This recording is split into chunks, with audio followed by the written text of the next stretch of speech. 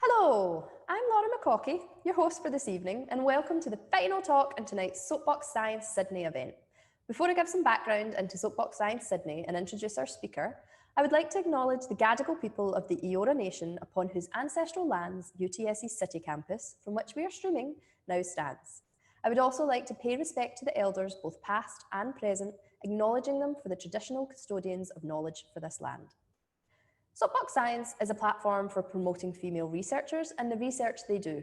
Our events usually transform public areas into an arena for public learning and scientific debate, where everyone has the opportunity to enjoy, learn from, question, interact with, and be inspired by some of our leading researchers.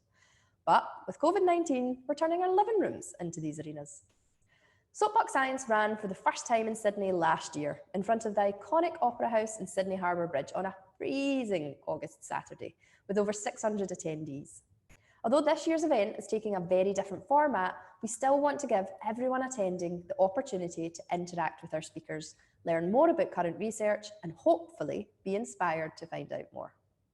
On this note, if you have any questions for Holly during tonight's webinar, and we hope you have lots, please type them into the Q&A box in your Zoom control panel, and we'll do our best to answer all of your questions over the next 40 minutes. You can ask questions anonymously, and also if you like a question someone else has asked and would like it answered, then please use the upvoting tool, which is the wee thumbs up symbol next to the question itself. This session will also be recorded, but will not be recording any video or audio input from the audience. If you have any concerns or questions over this, you can contact the Soapbox team via email at soapboxsciencesydney@gmail.com. Our brilliant speaker tonight is Dr Holly Tootell. She's a mum of 4 redheads, a wife, and an IT academic who loves gardening. Holly's research looks at preschool-aged engagement in technology design processes for which she plans, tests, modifies, and confirms meaningful ways to get 3 to 5-year-olds engaged in technology design. Having a 3-year-old myself, I can only imagine the colourful and nonsensical answers that Holly must get with her research.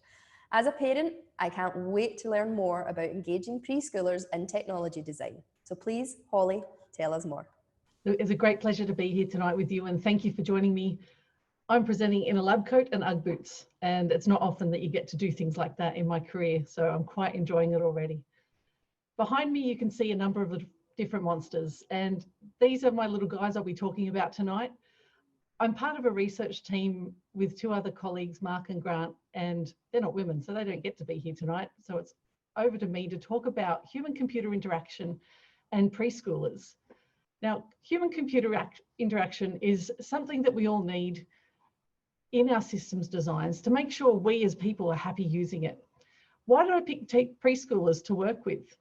One of the reasons was because I was a mum of 2 preschoolers at that stage, and then went on to have number 3 and 4. So I have walking case studies around me, and watching them interact with technology got me thinking about how many times do we stop and ask the 3-year-old what they want in a system design. Now, for those of you with 3-year-olds, you may not ever want to ask them questions like that, because if you do ask them, you need to listen to the answer and follow through on it. But that's what me and my team of colleagues went into, and we've survived to tell the tale so far. So when we started looking into this area, we found that there's a lot of research of human-computer interaction design processes with adults.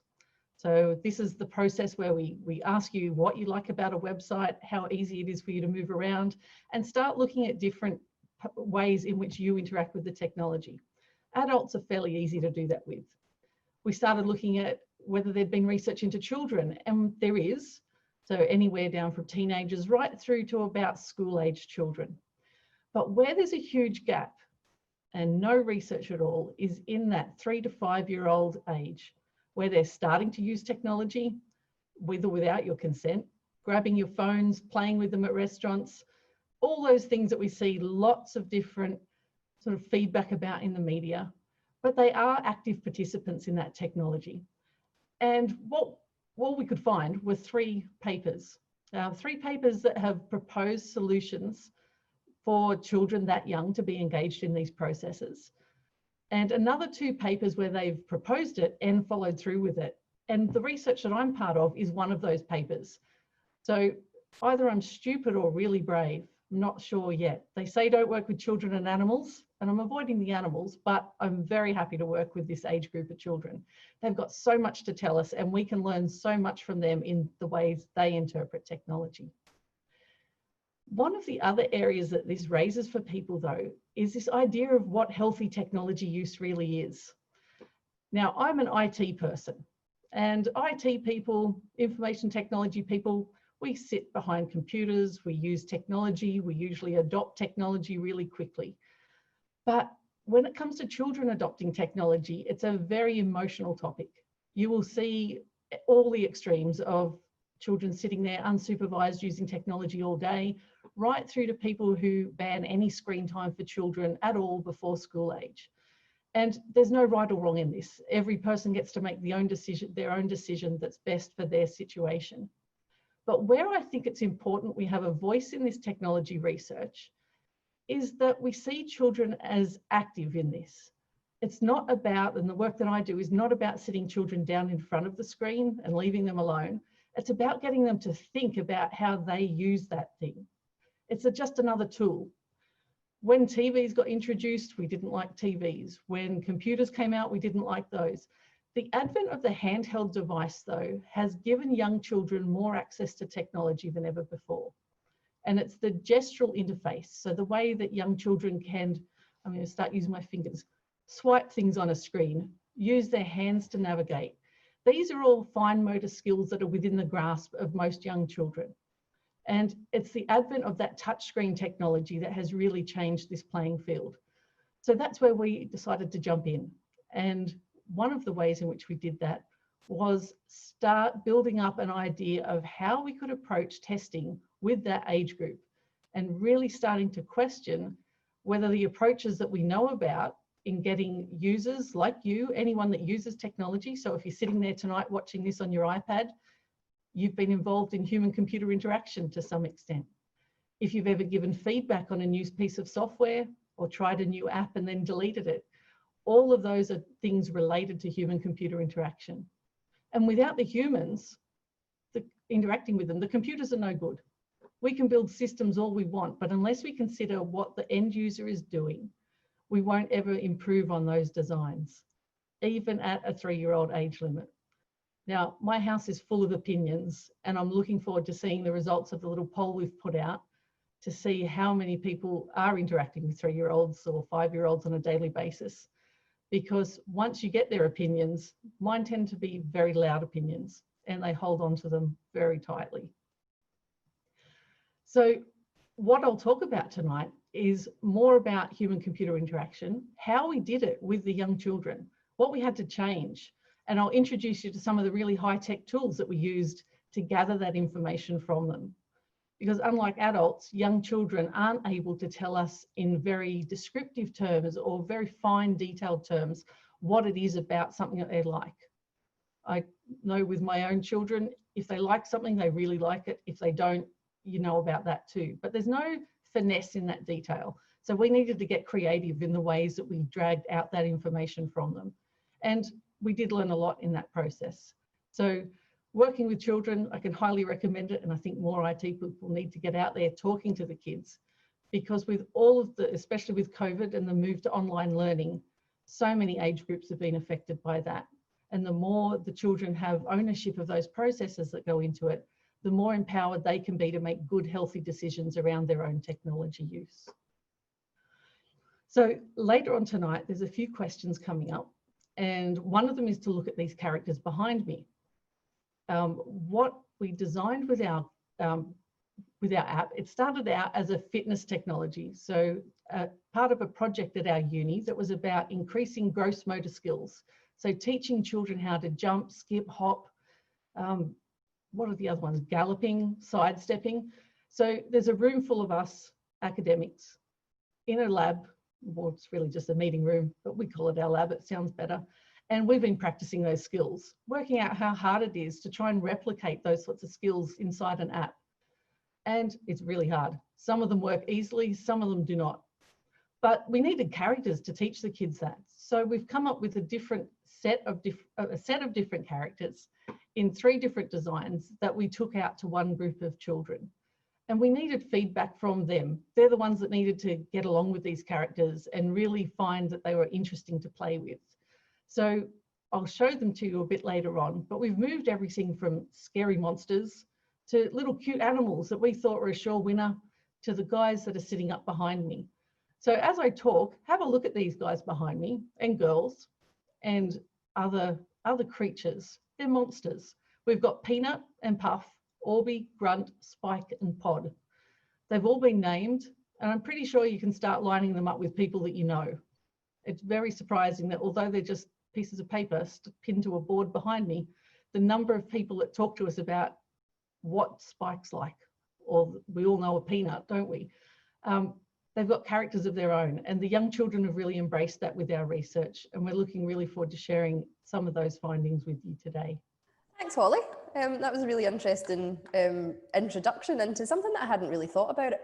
And me and my co-host Amy here, we've just had a good laugh because when you said nobody really asks 3 to 5-year-olds about their technology design, I turned to Amy and said, no, because you don't want to know the answer. And then you said, because you don't want to know what the answer is, because then you have to follow through on it. It's so very true.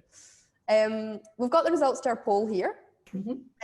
So 77% of our audience are not parents or carers of preschool age children, 23% are. But 86% of them like the idea of them using technology, and 14% don't really like the idea of them using technology. So what do you think about that? I think the being okay with the use of technology is something that's changing so rapidly, and COVID-19 has really sped up our acceptance of it, and sometimes a forced acceptance where there was no other option. I certainly know in my household, our screen time rules went out the window as soon as we were all in lockdown, and our friends and families down in Melbourne at the moment, I'm sure, are experiencing the same. The best advice I've had around this, and look, I've been in meetings where there've been people advocating for no technology use before school, through to it's okay, it's no different to the TV. The best advice is active engagement. So sitting a child in front of anything unattended with no stimulus and no engagement from an adult, we know is not a good thing for young children.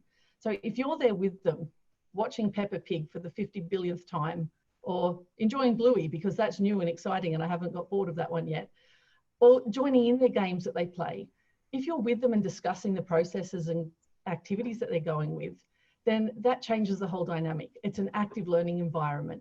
And although we've got different arguments here, so there's screen time and eye damage through to sedentary behaviour, there's got to be some balance in the middle. So engage with your children, engage with your grandkids. Whenever you see a young child with technology, just have a think about what they're actually doing with it. I think we've got some people on the Q&A who are channeling the sort of spirit of a 3-year-old or a 5-year-old. We've got 2 really random questions. One, is your husband a redhead?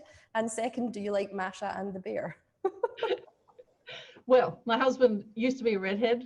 Having become a father, he lost most of his hair through the stress. But no, he is a redhead, definitely. I'm not. But yes, it draws a lot of attention when we go out together. And Masha and the bear. Yes, that is a fun show. I do enjoy that, although it's been a while since it's been rolling around on our house. We've moved on to other things since that. Okay, so on to some more sensible questions. How easy is it to work with children? Do they give you silly answers like I very much imagine they do? Our first foray into it was really difficult because there were 3 of us, grown adults, all dressed up because we were going out of the office onto site. So I think there were a couple of suit jackets and dresses, and we walked into a preschool. Now, if you've ever been into a preschool or seen one lately, the chairs come up to your knees and you feel like a giant. And all of a sudden there's 3 looming adults that they've never seen before in a room. So it was really hard in that instance because children were terrified. They didn't know who we were. They didn't know what we did. So we quickly learnt from that. The second time round, casual, one of us went, hid in a corner and let the educators do the talking. And these are lessons that we've had to learn on the fly because research protocols with adults, you dress up, you look professional, you show up. Why wouldn't you do that with children? So we've had to rethink a whole lot of different angles, not just the technical parts that we're doing. I think that's very much summed up whenever you see like the preschool class photos and all the kids are sitting there with their face tripping them looking terrified because they've got no idea who the photographer is. Yep, yeah, that's exactly what we've experienced. And we do get some ridiculous answers. But then I've also data collected with adults, and there's ridiculous answers in there too. So I think it's about even. So I guess a big question and sort of the crux of your research is, why does it matter if a 3 to 5 year old is asked about their design choices? It is a big question, and I'm sure there's plenty of people out there that could say it doesn't matter at all. But I work in IT, specialising in this early childhood area, and I spend time hanging out with a lot of early childhood colleagues. And I'm currently supervising a PhD student looking at this. Children, from the very moment they can express emotion, are telling us things and looking to us for input and response. And it's really important for their growth and development that we acknowledge that they have that power within themselves. There's a whole lot of language, and I'm not an early childhood expert. I'm relying on my experience as a mother and my exposure to it as a research topic. But I also partner with people in early childhood around this. Children need to be able to advocate for themselves. And it's really important that we listen to them and take it at face value of what they say and really acknowledge that they have an opinion about something. So this is one of my sort of side tracks that I like to get tumbled on.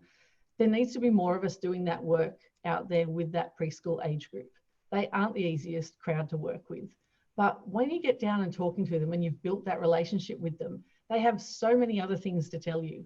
And it might not be a straight line answer. Most of the answers are really wiggly lines of getting distracted with Batman and then coming back on and telling me about the sandpit. But at the end of the day, they have got something really important to say about what they've experienced. And adults need to stop and listen to that. I agree with you. I think you do get a lot of nonsense when you talk to your 3-year-old, but they do have some really strong opinions and things that they like and don't like. I want to hear more about your research, so I'll hand back over and we'll have some more questions in a few minutes. Well, we've been talking about how to get information out of 3-year-olds, and I'll be showing you a few pictures now so I can get your opinions and you can have a think about how it might have played out in our test field. When we test for HCI, when I've worked with adults and a lot of the research that we have, we use tools like eye tracking technologies. So we install those on a screen, and as you monitor and use the website that you're engaged with, we're looking at your eye movements. Now, that's not really applicable. We looked at that and thought maybe if we installed that on an iPad and got the child to play with it, we'd be able to. A couple of my colleagues had appropriately aged children along with mine, and we did have a little look into that. But eye movement wasn't a good tracker because of the level of distraction and the desire to just flick around and look everywhere. And that's not what we needed to do, because if you are using technologies like eye tracking software, you're looking for patterns of behavior, and we weren't finding that in a repeated pattern that would be any use to us. So we quickly realized we'd need to modify how we did things. And one of the first things we recognized was that these children weren't willing to talk to us on their own, and nor should they. So we looked at who they rely on, and there's a theory in early childhood called the circle of security. And within that, we have parents as primary caregivers or caregivers. And because we were testing in daycare settings, we also looked at the role of the educator. Now, that triad of people, the child, the educator, and the parent, they have really strong bonds and really strong relationships, and the child feels safe within that environment. So we look to involve both the parent and the educator in this process, and that's been where some of the real richness of this data has come from. When we first went in, we got parent and child pairs to sit together, and we call them dyads. They had fancy research method names, but at the end of the day, it was one of us sitting with a parent and a child talking about what was in front of them. So we'd show them different pictures, and here's one of them here. These are marked one of our little creatures. We'd sit that in front of them and talk it through with them. And the point of having the parent there was that the child had a security attachment right next to them. We hoped it would increase the idea of feeling safe and wanting to talk to us. There was still a lot of hesitation, but bit by bit, there's a lot of non-verbal communication between a parent and child, and the parent would be able to talk what was happening. They'd be able to speak to us about what their child was doing. So if they were pointing and making little signs or noises, that could be interpreted for us. So that's not usually done with adults. When we moved into the educator testing, we found that the educators had this wealth of knowledge that we hadn't even realized was there to tap into. And I'm a big fan of long daycare and daycare educators, childcare educators. They're a very underrepresented workforce in our field of research, especially with young children. So we went about it a slightly different way with them. We did some training with them first and showed them what we wanted to do, and then got them on board with that whole approach. So they had to learn a little bit about human-computer interaction. They had to learn a little bit about testing and what the point of the testing was. And as they did more of that and built some confidence up, they were able to engage with the children on a whole different level to what we could. So we'd just sit in the room. I remember hiding up in the back of the room, literally hiding behind a little screen so the children wouldn't be distracted by me, and just watching this room of enthusiasm play out. The team we worked with were just fantastic because they really embraced the idea of child as a researcher. And I think that was a great experience for those children. So it wasn't just us walking in. So if I go to test with an adult, I let you know that I'm having a meeting with you. I walk in, I start the test, we finish it, we walk out. This was a 2-week lead up for the children where they were exposed to the idea of research and what research meant.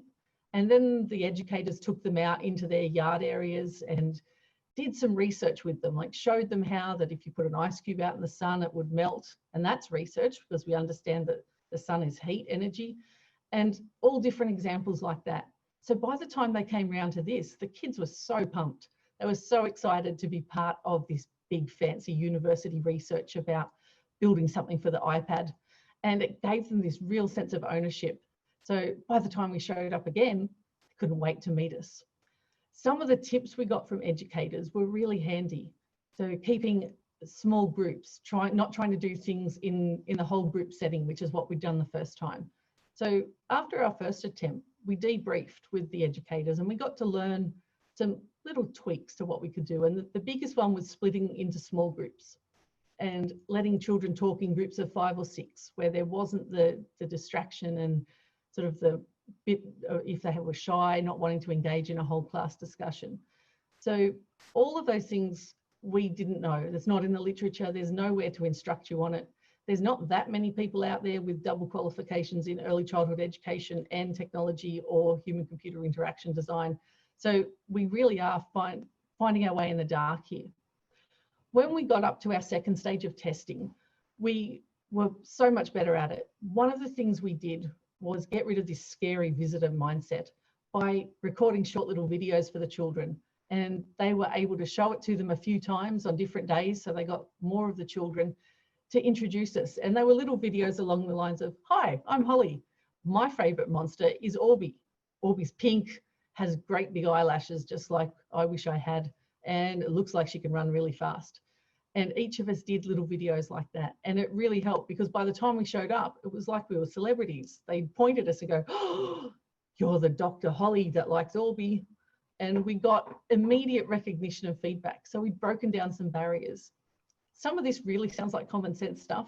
And the more I do research in this field, the more common sense we need to have, because when you venture into spaces that aren't your own, you really need to learn the lay of the land. So being the first people to put human-computer design into this preschool setting, we're sort of laying down tracks for more people to follow after us and do it well the first time out. Back to the children as advocates, we just think it's so important that children get a say in this and get to have fun along the way and learn that research is a career path for them, whether they recognise it as a career right out the bat or not. But just to know that there's other things we can do. We can get involved in so many more things than just the app that you see at the end of the iPad. So I'll show you the scary monsters. These are some of our other monsters that got designed for us in the first instance. And our children were really picky about what they liked in monsters. And I had no idea up until then that we needed that many choices for them to have a look at. So I hope you're going well investigating the qualities of each of the monsters behind me. And I'm looking forward to some more questions about that. Hi, Holly. Thanks for that. That was really interesting just to see how much you have to change your methodology to work with children. It is really interesting. We've got the results from your poll. 95% of our audience think that children aged 3 to 5 can be researchers. So that's really good. Yeah, that's really good to see. I'm glad that opinion's out there, because whether we recognise it as formal science or not, every day that they're pulling the wings off a fly or looking in the garden for another snail and wondering why that shell's over there, it's all research. And the more we can encourage that sort of stuff, the greater learning experience children get to have. So I wanted to ask a question about your research specifically. Is it to design apps and games just for iPads, or what's the sort of breadth of the technology that you're looking at designing? That's great. Look, this project started out as designing a gross motor skill app for an iPad or any mobile device. So usability wise, we could use it on Android phones or iPhones. But knowing that we had to do so much groundbreaking work to get into this space, we've sort of found a slight deviation to go down and chase down this idea of what it means to test in that human setting. So building the technology part is really the easy bit. I don't do it personally, but I know the people that do, and we work with them and employ them as part of our research teams to get that built. Where we need the help and where we didn't realise there was such a big gap in the literature was actually this idea of not having any ground rules for what it meant to engage with 3-year-olds in research. I guess I'm really fascinated that nobody else has done this before, not even any of the big tech companies, or like, I'm just really surprised that it hasn't been done. Why do you think it hasn't? So I always get dry in the mouth when we talk about things like it hasn't been done before, because I'm sure somebody will email me an article tomorrow that says, look, here it is. But when we did it, it hasn't come out as academic research. We know there are some great companies, and one of my colleagues, Mark, spent some time with a company called Osmo, who were one of the first companies to do this breakthrough into digital physical divide. So you buy a physical attachment to put on your iPad, and one of the easy examples was like a simple word game where it would have D-O or D space G on the iPad screen, and you would put the O tile in the middle. So you were physically interacting with it, but it was a digital game.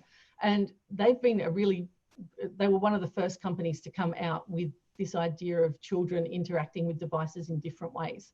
And they do work with them. A lot of the research that I've come across, though, is not about the design of the tech. It's about the use of it and the educational benefit of it, and very much from the child's point of view once it's a finished product.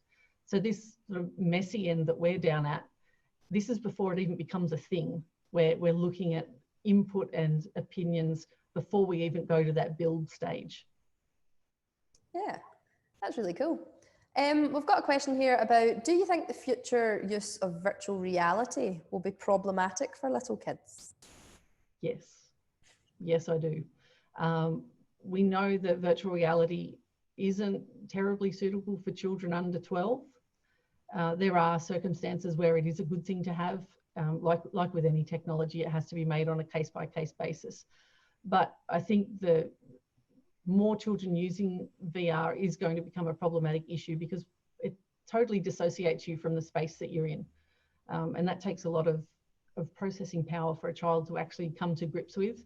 I know at our local science centre, we went to a space exhibit, and there was a fantastic VR experience putting on the headset. My little 4-year-old put it on and he fell over. He just could not orient himself with it at all. So we have seen a lot of different VR experiences, and again, it's up to each person to make that choice, but we chose out of that for that age group. But my 6-year-old could handle it. So I think it's, again, something that if we see more of it, augmented reality is also being used more widely, where you have monsters on your screen pop up in your actual physical setting. Children's ability to distinguish between those is something that we really need to have a think about before we make it a blanket ruling for them. Who's funding this kind of research? Is it technology manufacturers? Is it the government? Where's this research coming from? This research is currently funded by my university through our Global Challenges program, which funds multidisciplinary research. And one of the requirements of that research is that you bring together teams from different disciplines. And part of the reason they require that is that if we keep looking at problems the same way we always have, we'll continue to get the same results. Where I work with a design professional and another person from my school, and we have somebody from education as well involved. So we've got different viewpoints that really force us to think about how it plays out. We've also been working in community funded areas that, because we work in the early childhood space, there are important issues that we need to touch on in the early childhood research field. So we're working towards bigger grants in that at the moment. Well, thanks very much for answering these questions. I want to hear a wee bit more about your research and maybe some more about your monsters. And then we'll finish up with a Q&A at the end. So you've seen a sneak peek at some of the monsters that we've gone through, all the characters. And now I just need to show you a few more specific examples about how they came out and how they came to be chosen for the ones behind me. So these monsters here were take one, but they were quickly thrown away by the children as being way too scary.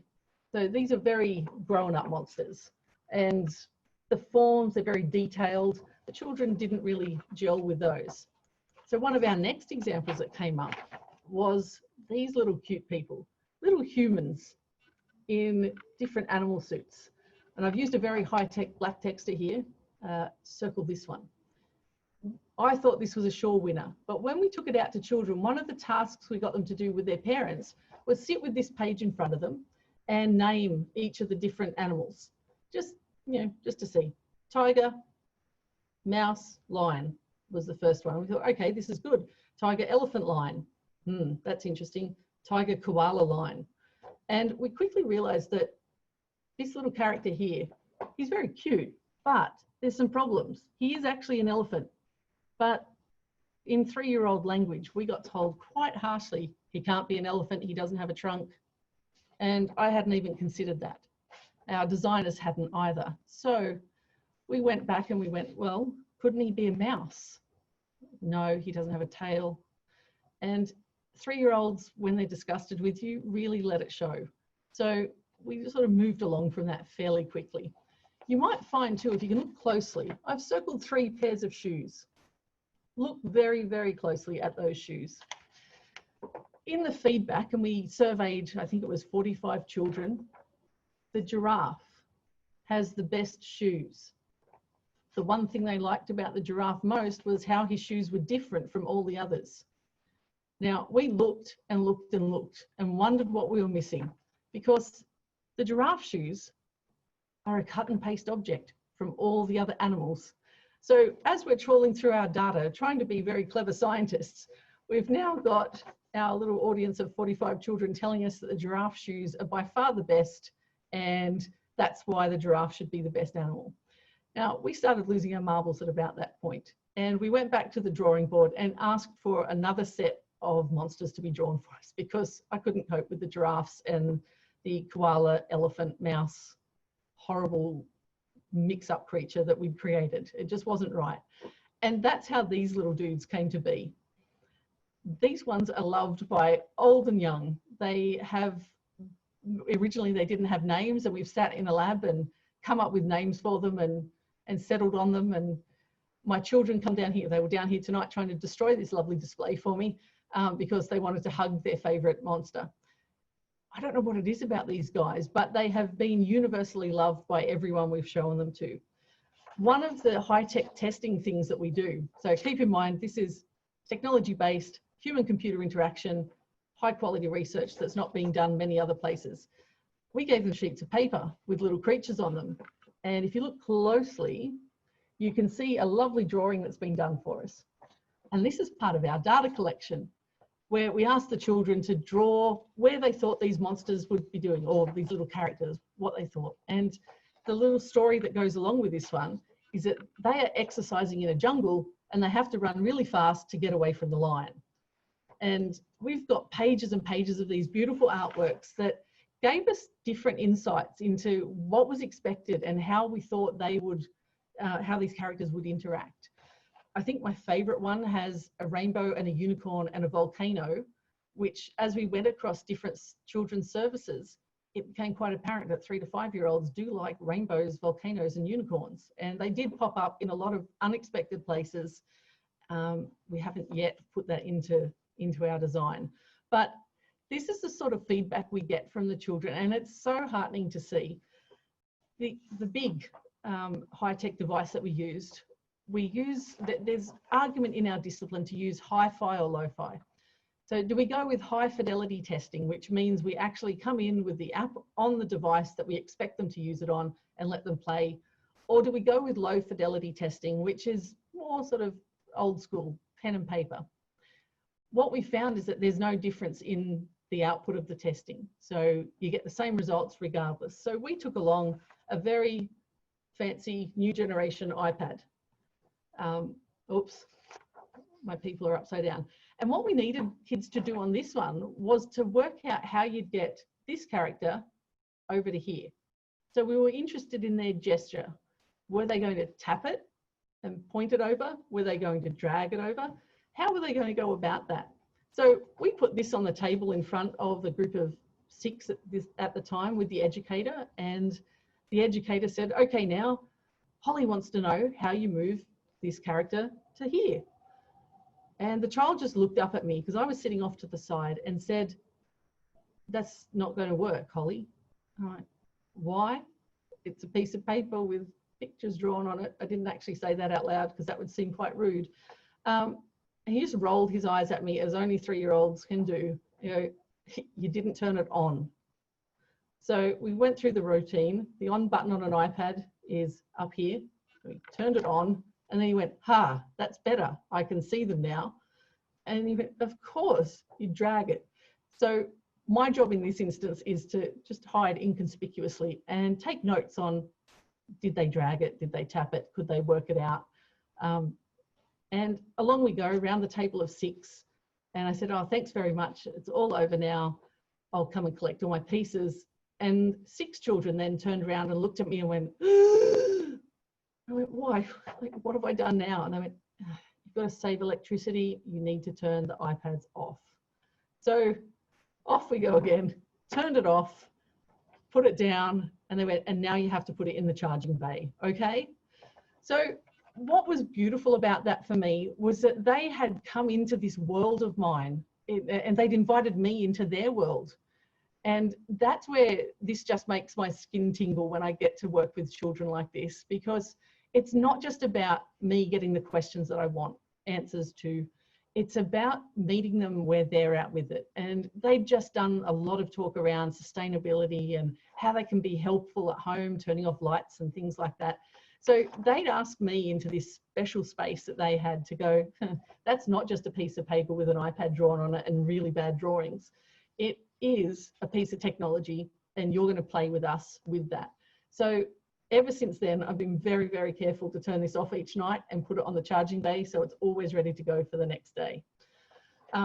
We've got so many examples of things like that in our research, and to be honest, it's half research, half play.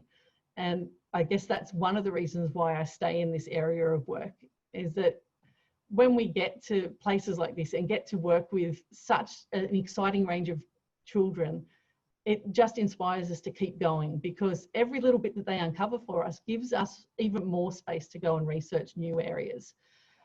One of our other interesting questions was, can you show where the foot is? Now, these are shoes, bad stick figure shoes. I'm not an artist, I'm a scientist. And we went, okay, there's the shoes. Then we walked at knees. We can point to knees. But when we got to shoulders, have you ever tried to point to the shoulder of a stick figure? It's really, really hard. And these poor guys don't have elbows. So I got schooled on anatomy and got it pointed out to me quite quickly that I don't know much at all. So maybe they should do the research and they could help me learn more about humans. So it is with a grain of salt that you walk into a room full of 3 to 5-year-olds and ask for their help. To our surprise, one of the things we look to in game making and technology design is reward structures. And I was sure that this idea of having bells and whistles and all sorts of exciting things would be their favorite option. The favorite reward option that we put to them was a printout colored sheet, a black and white colored sheet, not dissimilar to those awful stick figures that I just showed you, where they could color in their own monsters and make them their own. So one of the things we're working on now is building a second app to go with the first one, of children being able to personalize the monsters and change Orbeez sweatband for grunt socks and mix and match the colours. But I can tell you, I've lived with these guys for about 3 years now, and when people swap colours on me, it's all wrong. Spike is orange, Puff is green. It can't be any other way. But the children do like to mess with my head and swap that around. So there you go. Our feedback types, our huge technology that we work with. It's not just about the uni budget cuts that we're working with. These literally are proper human-computer interaction tools that real professionals use when they do their work. Thanks, Holly. You've had me in tears of laughter for the last 5 minutes. How do you keep a straight face when you're working with the kids? Like, I couldn't. No, it is very hard. I do have my very important notepad there, and I'm documenting and writing things. And if I get too distracted, I forget to do that. So I've really had to concentrate hard. So we've got the results to your poll. Who's your favourite monster? And Grunt wins by 35%, followed by Peanut. And then who have we got next? Puff, Orby and Spike. And nobody likes Pod. But my favourite is definitely Orby, because Orby has the best shoes. Yep, quite clearly he has the best shoes. That's really interesting. And I'm going to guess that the average age here is probably over 30. I'm doing an interesting lot of testing with this when I take these monsters out to talk to people about them. That Spike and Orby, if I've got an audience of 3 to 5 year olds, Spike and Orby win all the time. This is a boy, this is a girl. All the others are nondescript, and we just can't be part of that. So the children have very, very strong affinity towards Spike and Orby. When we start looking at adults, I'm a bit sad for Pod. Pod's really lovely. Pod's the little sweet, shy one that just really wants to do well at sport, but sometimes doesn't do it. In my head, I'm creating up a whole life. Each of these monsters has a whole life of their own. Peanut's very popular, although some people are worried about allergies. And I'm quite interested about Puff. His strange eye sizes usually put people off. So I'm glad you like Puff. It's time Puff got some love. We've got a load of questions here, and we're not going to have time for them all. But what were you seeking to achieve with the children by using the monsters? What exactly was it you were looking to do? We want their insights into what works and what doesn't, and trying to get some answers for why certain things work and why others are not popular. So in my children's app collection, there's ones that I think are fantastic, that are educationally sound, they're interesting, they're colourful. I put them in front of them, they won't touch them. So this research will help understand better those decisions that children make. Someone's commented that you need to be careful, Holly, because there's a Wiggles song about not taking peanuts to preschool. So you need to make sure that you're complying. I'm allergic to the Wiggles, I'm not listening to any more. Someone else, and I love the idea of this, has said, have you thought about creating storybooks about the monsters? Because you clearly have the stories in your head. I would love the storybooks. I want people that can make crochet patterns. I want to turn these into living creatures that can go to children's homes.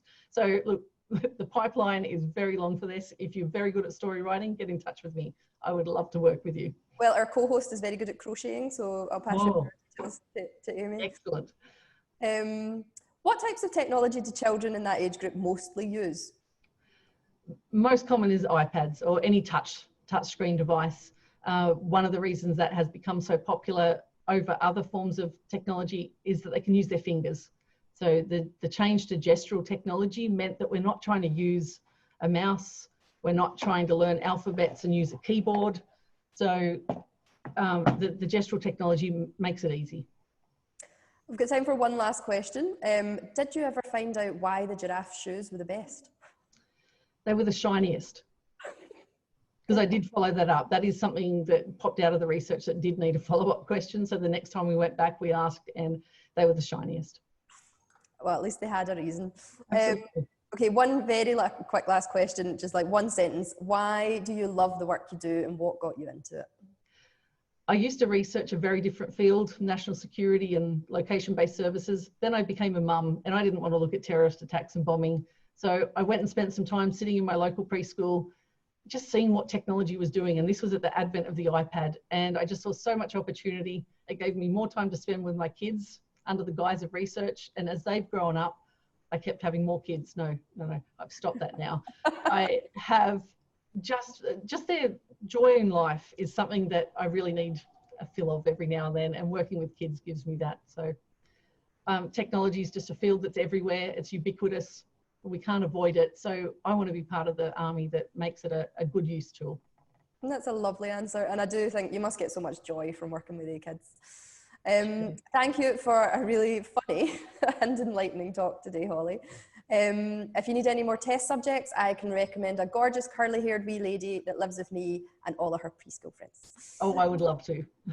And thank you to everyone who attended and asked questions. If you want to watch this talk again, or you know someone who would have enjoyed it, which I can't imagine anyone who wouldn't have enjoyed tonight's talk, then we'll be posting it again on our website in the next few weeks. You'll also receive a post-event email in the next 24 hours with an evaluation survey, so please fill this out as it helps us gauge the success of our events and make improvements for next year. We couldn't run Soapbox Science Sydney without our amazing sponsors, so I'd like to thank the University of Technology Sydney, Excite on Science, Equus, and the University of Wollongong for their continued support. We've got so many more great talks lined up for our final event tomorrow night, starting with Dr. Jennifer Matthews, who'll be talking about building resilient coral reefs that can withstand environmental change. You can join all of these talks from the link you're on now and can find more information on our website, soapboxsciencesydney.com. Thank you again for attending, and we hope to see you tomorrow night.